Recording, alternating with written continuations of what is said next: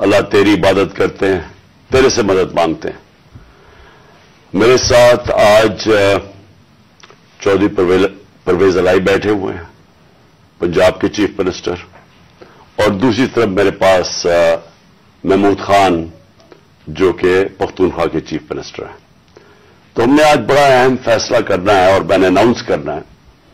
تو میں یہ چاہتا تھا کہ آج میں اپنی قوم کے سامنے پہلے یہ رکھوں کہ ہم اس سٹیج پہ پہنچے کیسے ہیں, کہ ہم سٹنگ گورنمنٹس ہیں, ہماری اپنی گورنمنٹس ہیں, ہمارا اپنا راج ہے یہاں, لیکن ہم کیوں اس نتیجے پہ پہنچے ہیں کہ ہم سمجھتے ہیں کہ اگر ہمیں اپنی گورنمنٹس بھی قربان کرنی پڑے اس ملک کے اندر, جب تک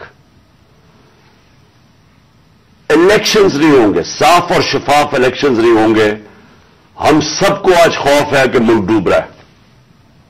میں آپ کو وہ پاکستانی ہوتے ہوئے بتا رہا ہوں جس نے ساری باہر کمائی کی, 20 سال باہر پیسے کمائے, سب کچھ بیچ کے, جو فلیٹ تھا وہ بیچ کے, منی ٹریل دے کے, عدالت میں یہ بتا کے میں نے وہ کدھر سے پیسے لیے, جو بھی میرا آمدنی کدھر تھی, پھر میں نے فلیٹ لیا, پھر وہ بیچا, پھر منی ٹریل, سب کچھ میرا آج جینا بن رہا پاکستان میں. اور میری طرح کے سارے وہ پاکستانی, اور میں ان پاکستانیوں کی بات کر رہا ہوں جو کہ اس ملک سے پیار کرتے ہیں, عشق کرتے ہیں اپنے ملک سے, میں ان پاکستانیوں کی بات کر رہا ہوں. میں ان کی بات نہیں کر رہا جو چوری کر کے اس ملک کا پیسہ باہر بیچتے ہیں, جن کا سب کچھ باہر ہے, بزنسز باہر ہیں, بچے باہر ہیں, بڑے بڑے محلات باہر ہیں, یہاں کے چوری کے پیسے سے بڑے بڑے شاہانہ ان کا زندگی ہے. اور میں ان کی بات نہیں کر رہا کیونکہ ان کا اس ملک سے کیا رشتہ ہے, اور میں باقی پاکستانیوں کی بات کر رہا ہوں جو سمجھتے ہیں کہ ہمارا جینا مرنا پاکستان میں. اور میں ان پاکستانی میں سے ہوں جس کو پورا موقع تھا کہ 20-25 سال باہر میں نے کرکٹ کھیلتا تھا, میری شادی بھی وہاں کی, میں وہ پاسپورٹ لے سکتا تھا, برطانیہ کا پاسپورٹ لے سکتا تھا, لیکن یہ میرے کبھی ذہن میں یہ چیز نہیں آئی کہ میرا پاکستان کے علاوہ کوئی اور گھر ہے. تو میں آج وہ پاکستانی آج بات کر رہا ہے کہ مجھے پہلی دفعہ مجھے خوف آ رہا ہے کہ یہ جو چوروں کا ٹولہ اوپر بٹھایا گیا ہے یہ ملک کو تباہی کی طرف لے کے جا رہا ہے. میں آج کوئی پاکستان کے بزنس مین سے پوچھ لیں, کوئی انڈسٹریل سے پوچھ لیں, پاکستان کے کسانوں سے پوچھیں, پاکستان کے مزدور سے پوچھیں, جس کی آج آمدنی اور اس کا جو خرچہ ہے اس میں اب کوئی بیلنس ہی نہیں رہا. 50 سال کے بعد سب سے زیادہ مہنگائی ہوئی ہے آج پاکستان میں. آج ہماری انڈسٹری بند ہو رہی ہے, وہ انڈسٹری جو ہمارے دور میں بڑی مشکلوں سے تیسرے اور چوتھے سال میں ہم نے محنت کر کے انسینٹیوز دے کے انڈسٹری بڑھائی, جو کہ ہمارے آخری مہینے میں 26% انڈسٹریل گروتھ تھی, جو ٹوٹل انڈسٹری تھی 10.7% پہ لارج اسکیل مینوفیکچرنگ پاکستان میں گرو کر رہی تھی. دولت میں اضافہ ہو رہا تھا, ہمارے ٹیکسز بڑھ رہے تھے, ریکارڈ, کیونکہ دولت میں اضافہ ہو رہا تھا, ٹیکسز میں اضافہ ہو رہا تھا, ریکارڈ ٹیکسز اکٹھے کیے, ریکارڈ ایکسپورٹس ہم نے کی. مجھے فخر ہے کہ میں نے اپنے کسانوں کی مدد کی. 4.5% پہ ہمارا زراعت کے اندر گروتھ ہوئی, اضافہ ہوا. ہماری 4 فصلیں 2 سال ریکارڈ فصلیں ہوئی پاکستان میں, تو ہم نے کسانوں کی مدد کی. آج وہ سارا جو پاکستان وہاں لے کے جا رہے تھے, آج مجھے ایک چیز بتائیں کہ پاکستان میں کسی میں بہتری ہوئی ہے. آج مایوسی کا یہ عالم ہے میرے ملک میں کہ 7.5 لاکھ پاکستانی ملک چھوڑ کے چلے گئے ہیں 7 مہینے میں.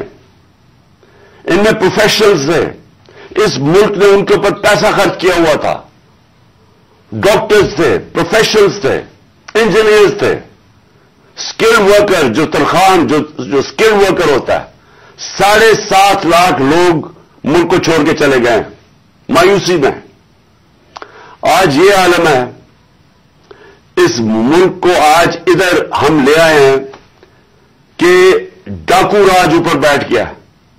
30 साल से जो लोग लूट रहे थे उनको आके ऊपर बिठा दिया। मेरा सवाल है सबसे पहले यह है कि जब ये मुल्क तरक्की कर रहा था, हमने पहले साल यही छोड़ के गए थे, यही शहबाज शरीफ और नवाज शरीफ इस मुल्क का जब दिवालिया निकाल के गए थे 2018 में, उस पाकिस्तान को हमने पहले संभाला। फिर 2 साल कोरोना के बावजूद जो सारी दुनिया के अंदर अजाब आया हुआ था, सारी दुनिया की मायशत तबाह हुई। आप अमेरिका का हाल देखें, बरतानिया का देखें, जर्मनी का देखें, हमारे से वो मुल्क जिनके इदारे हमारे से बहुत बेहतर थे, हिंदुस्तान का हाल देखें, उसके अंदर पाकिस्तान वो मुल्क था जो दुनिया के टॉप 3 मुल्कों में से हमने वो भी संभाला।